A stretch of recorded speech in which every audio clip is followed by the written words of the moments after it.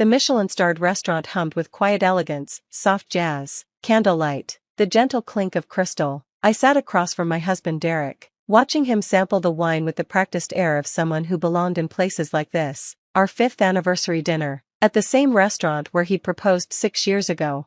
To us, Derek raised his glass, his wedding ring catching the light. 5 years of building our dreams together. I clinked my glass against his, the sound hollow as my smile. 3 hours earlier, I'd discovered our emergency fund, $15,000 we'd saved over 3 years, was gone. Every penny transferred to his sister Chloe's account.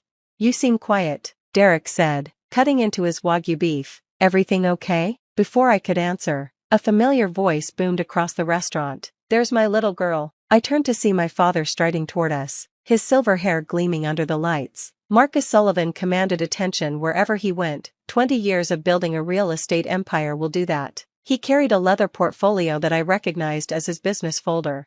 Derek's fork clattered onto his plate. His face went from confused to pale to panicked in 3 seconds flat.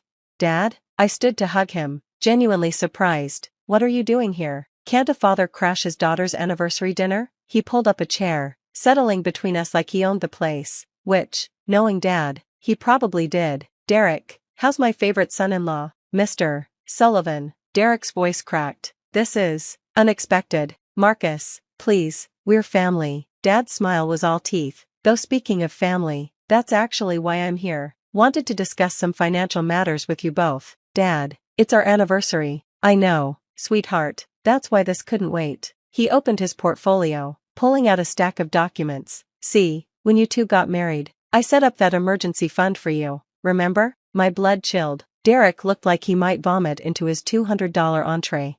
The $15,000 seed money, Dad continued conversationally, like we were discussing the weather. To help you build your financial security, smart couples always have emergency funds. Isn't that right, Derek?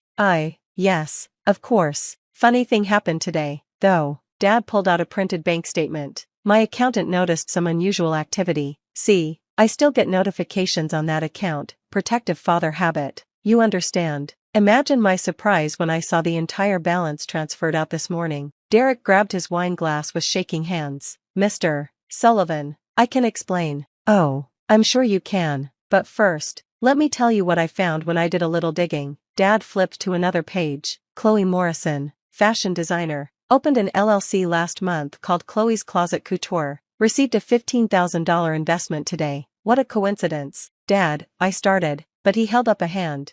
The interesting part is what I found when I looked into this fashion business. No inventory purchased, no website, no business plan, but there is a receipt for a vacation package to Bali, 2 weeks, luxury resort, departing next month, exactly $14,750. Derek's face had gone from white to green. It's not what it looks like. Really? Dad leaned back, perfectly at ease. Because it looks like you stole your wife's emergency fund to pay for your sister's vacation. But please, enlighten me. The waiter approached, sensed the tension, and retreated like he'd encountered a live wire. It's family money, Derek finally said, straightening his shoulders. Chloe needed help. Family comes first. Family? I found my voice. Anger overriding shock. Derek, that was our emergency fund. What if I lost my job? What if one of us got sick? Don't be dramatic, Olivia. We both have good jobs. Chloe's following her dreams. She deserves support, not your greed. My greed? I laughed, sharp and bitter. I work 60-hour weeks. I've saved every bonus, every tax return, every penny I could to build that fund. And you call me greedy for wanting to keep our emergency money for actual emergencies? See, this is the problem with your family. Derek turned on Dad. It's all about money with the Sullivans. Some of us understand that relationships matter more than bank balances. Dad smiled. It was the smile that had terrified boardrooms across the state. Relationships. Let's talk about those. He pulled out another document. Derek Morrison, employed at Nexus Marketing for 18 months. Before that, 3 jobs in 2 years. Current salary,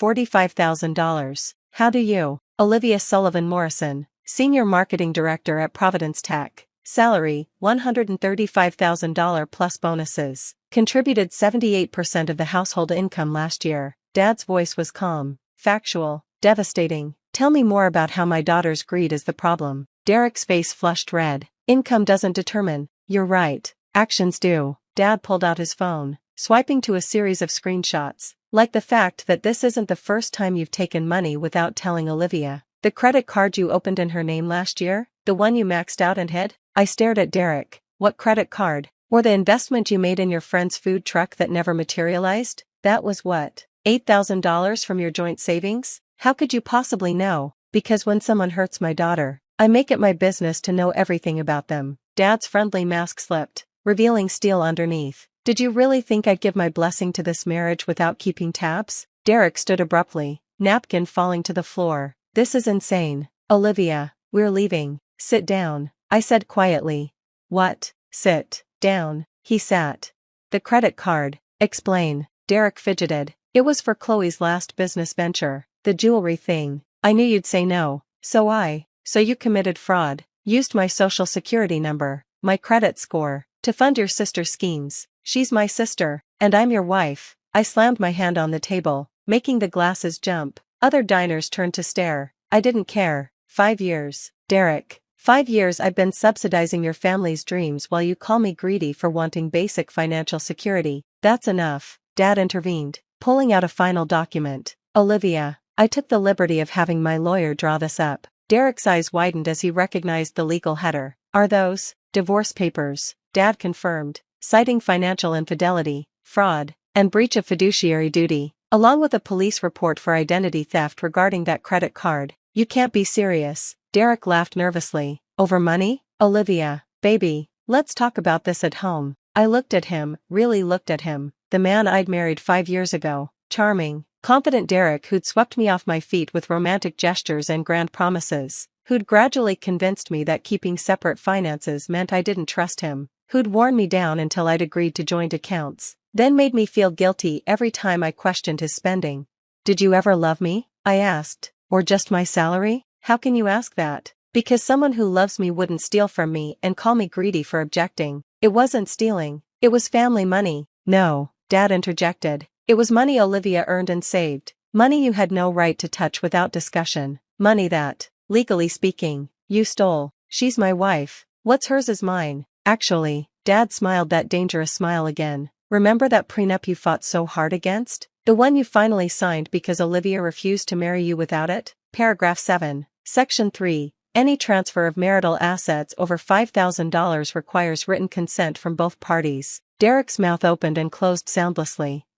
$15,000. Dad continued. Without written consent. That's not just divorce grounds. Son, that's criminal. You wouldn't dare. The scandal would destroy your career? Dad laughed. Marketing professional steals from spouse to fund sister's fake business? You'd be unemployable. But hey, maybe Chloe can support you with her fashion empire. I picked up the divorce papers, scanning them quickly. Dad's lawyers were thorough. Fair, but thorough. Where do I sign? Olivia, please. Derek grabbed my hand. This is your father poisoning you against me. We can work this out. I'll get the money back from Chloe. With what? Her Bali tickets are non-refundable. I pulled my hand away. And Dad didn't poison me against you. Derek, you did that yourself when you chose your sister's vacation over our security. Family comes first. I was supposed to be your family. The words ripped out of me. 5 years of frustration finally breaking free. Your primary family. The person you chose to build a life with. But every time Chloe snapped her fingers, you emptied our accounts. Every time your mother needed a loan she'd never repay, you made me the villain for asking questions. They needed help. They needed to grow up. And so do you. I signed the papers with sharp, decisive strokes. I'm done being your ATM. I'm done being called greedy for wanting the security I work for. I'm done with you. Derek stood, knocking his chair back. You'll regret this. When you're alone and realize money can't buy happiness. Money can't buy happiness. I agreed. But it can buy freedom from users like you. He stormed out, leaving his half-eaten meal and unpaid check. Typical. Dad reached over and squeezed my hand. I'm sorry, sweetheart. I didn't want to do this tonight. But when I saw that transfer this morning, you've been monitoring our accounts this whole time? Just the emergency fund. And only because, he sighed. I had a feeling about Derek from the start. The way he lit up when he learned about the family business. How he pushed for joint everything so fast. I hoped I was wrong. But you weren't. I laughed bitterly. God, how did I not see it? Because you loved him. And love makes us blind sometimes. Dad signaled the waiter. Should we get dessert? Or would you prefer to go home? Home. I need to change the locks. Already done. My security team is there now. They'll have his things packed by morning. I stared at him. How long have you been planning this? Since the credit card incident 6 months ago. I've been documenting everything, building a case. I wanted to tell you sooner, but I wouldn't have believed you. I finished. I'd have defended him. Said you were being overprotective. You needed to see it yourself. To choose yourself. He handed me a key. This is to a safety deposit box. All the evidence is there, bank records, credit reports, documentation of every financial impropriety. Your lawyer will need it. We left the restaurant, Dad's arm around my shoulders. In the parking lot, I stopped by my car, the one I'd paid for myself, unlike Derek's vehicle which I'd co-signed for. Thank you, I said, for protecting me, even when I didn't know I needed it. Always, sweetheart, though next time, maybe we can skip the emergency intervention at anniversary dinners? Next time? I laughed. There won't be a next time. I'm done with charming men who see dollar signs when they look at me. Good. You deserve someone who sees your worth beyond your net worth. As I drove home, to my locked house, my protected assets, my father's fierce love, my phone exploded with texts. From Derek, this isn't over. You can't just throw away 5 years. From Chloe, how could you do this to Derek? He loves me. Family is everything. From Derek's mother, you've ruined my son. All over money, you heartless witch. I blocked them all. The next morning, I woke up in my Derek-free house to an email from my bank. The $15,000 had been frozen pending investigation for fraud. Thanks to Dad's quick action and my signature on the police report, the money would be returned within days. But the real gift wasn't the money. It was the revelation of who Derek really was, and who I was without him. Over the following months, the divorce proceeded smoothly. Derek tried to contest it, claiming emotional distress and demanding alimony. The judge laughed when presented with evidence of his financial crimes. Not only did he get nothing, but he was ordered to pay restitution for the credit card fraud. Chloe's fashion business never materialized. She went to Bali on my dime but returned to find her brother facing criminal charges and her gravy train permanently derailed. She posted a lengthy Instagram rant about how money corrupts families and some people value wealth over love. I valued self-respect over exploitation. There's a difference. A year later, at a charity gala Dad dragged me to, I met someone new, James, a pediatric surgeon who insisted on paying for his own coffee and got genuinely confused when I offered to cover dinner on our third date. I asked you out, he said. Why would you pay? When I explained my history, he listened without judgment, then said, your ex sounds like an idiot. Who steals from someone they love? Someone who loves money more than people, I replied. Then he deserved what he got. James raised his glass, to emergency funds that stay funded, and to partners who understand that family means protecting each other, not exploiting each other. We've been together 2 years now. He's never once asked about my salary, my father's money, or suggested investing in his cousin's startup. He has his own emergency fund, his own retirement accounts, his own financial goals. When his sister needed help with medical bills last year, he asked if I minded if he dipped into his savings to help. His money, his choice, but he asked because we're partners. That's the difference between family and users. Family respects boundaries, users see them as obstacles. Derek eventually married someone else, a woman whose Instagram bio says entrepreneur but whose business is selling essential oils to her high school classmates. Chloe still posts about her fashion dreams between shifts at Target. They're perfect for each other. And me? I keep my emergency fund fully funded, my accounts secure, and my standards high, because Dad was right about one thing. When someone shows you who they are through their actions, believe them. Even if it takes a surprise intervention at your anniversary dinner to finally see it. Especially then.